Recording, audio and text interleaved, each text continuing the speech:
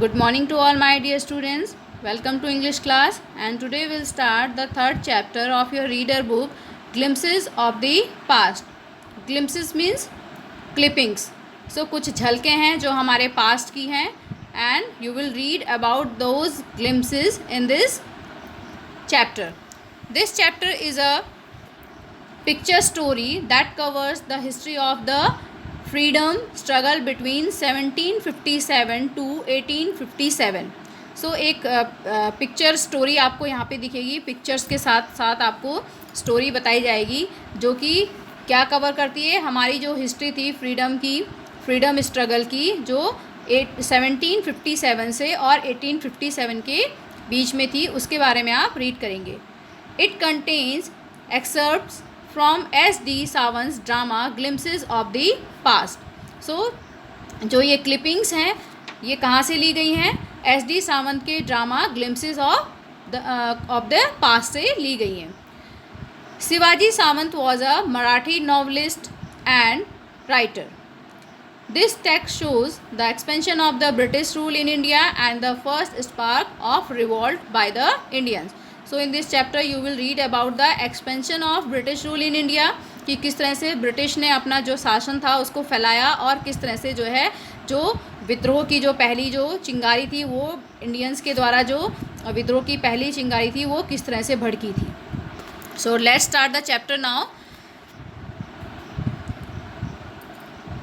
Here are some pictorial glimpses of the history of our country from 1757 to 1857. The martyrs. So जो martyrs हैं यानी कि जो शहीद हैं उनके बारे में जो है at a function in Delhi a song was sung. Oh my countrymen, let your eyes fill with tears as you recall the sacrifices of the India's martyrs. So यहाँ पे आप देख सकते हैं who is singing this song, Lata Mangeshkar, and you can see Lal Bahadur Shastri, Pandit Jawaharlal Nehru and Indira Gandhi also in this function. And the song is a मेरे वतन के लोगों जरा आँख में भर लो पानी. So this is the clipping. Now second part is the companies conquest. Conquest means victory. किस तरह से जो है ईस्ट इंडिया कंपनी ने अपनी विक्ट्री मतलब अपनी विजय हासिल करी 1757 से लेकर 1849 तक.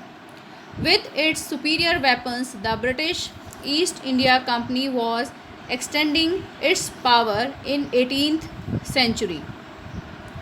सो अपने सुपीरियर वेपन से, सुपीरियर वेपन्स मीन्स जो उनकी स्ट्रैटेजी थी, जो उनकी डिवाइड एंड रूल की जो स्ट्रैटेजी थी और उनके जो हथियार थे जो कि काफ़ी इंडियन से काफ़ी ज़्यादा अच्छे थे, तो उसकी हेल्प से जो है ईस्ट इंडिया कंपनी ने अपने पावर को जो है 18th सेंचुरी में इंडिया में एक्सटेंड कर लिया था, यानी कि फैला दिया था, एक्सपेंड कर दिया था. So India, you can see here a map.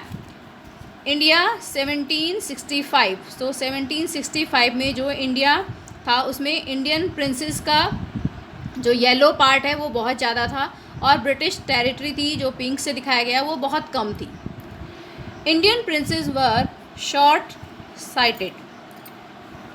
सो जो इंडियन प्रिंसेस थे वो बहुत ज़्यादा शॉर्ट साइटेड थे. तो शॉर्ट साइटेड का मतलब क्या होता है? जो कॉन्सिक्वेंसेस के बारे में नहीं सोच पाते, केवल इमीडिएट प्रॉफिट के बारे में जिनको दिखाई देता है कि उनका प्रॉफिट क्या हो रहा है, लेकिन वो जो दूर तक की बात है उसको नहीं सोच पाते हैं, तो उसको बोलते हैं शॉर्ट साइटेड. तो इंडियन प्रिंसेस जो थे, जो फ्यूचर में जो क्या परिणाम निकलेंगे किसी भी इंसिडेंट का, उसके बारे में नहीं सोच पाए. दैट अप स्टार्ट राजा बा call the English merchants they will help me to defeat him. और ये किससे शुरू हुआ? राजा बाहा से, जो उन्होंने बोला कि इंग्लिश मर्चेंट्स जो हैं, जो ट्रेडर्स हैं, व्यापारी हैं अंग्रेज़, उनको बुलाओ और वो मेरी हेल्प करेंगे उसे हराने में. The people had no peace due to such constant fight. और मतलब जो इंडियन प्रिंसेस थे वो आपस में लड़ने के लिए उन्होंने क्या किया? They started to take the help of British traders. And in जो ये कांस्टेंट फाइट्स थी, जो लगातार कॉन्टीन्यूसली जो फाइट्स होती रहती थी, इसके कारण लोगों को जो है पीस, जो लोग थे उनको शांति नहीं मिलती थी, मतलब वो शांति से नहीं रह सकते थे।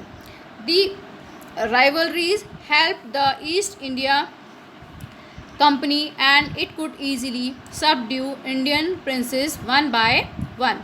सो जो ये राइवलरीज थी यानी कि हॉस्टिलिटी यानी कि जो दुश्मनी थी, उसने ईस्ट इंडिया कंपनी की बहुत ज़्यादा हेल्प करी और उन्होंने जो है ईजीली डिवाइड एंड रूल की जो स्ट्रैटेजी थी उसको फॉलो करके क्या किया, इंडियन प्रिंसेस को एक एक करके अपने अंडर में कर लिया। सबड्यू मीन्स अपने अंडर कर लेना, अपने अधीन कर लेना। A far seeing ruler like the brave Tipu of Mysore fought the British till he died fighting. Far seeing means who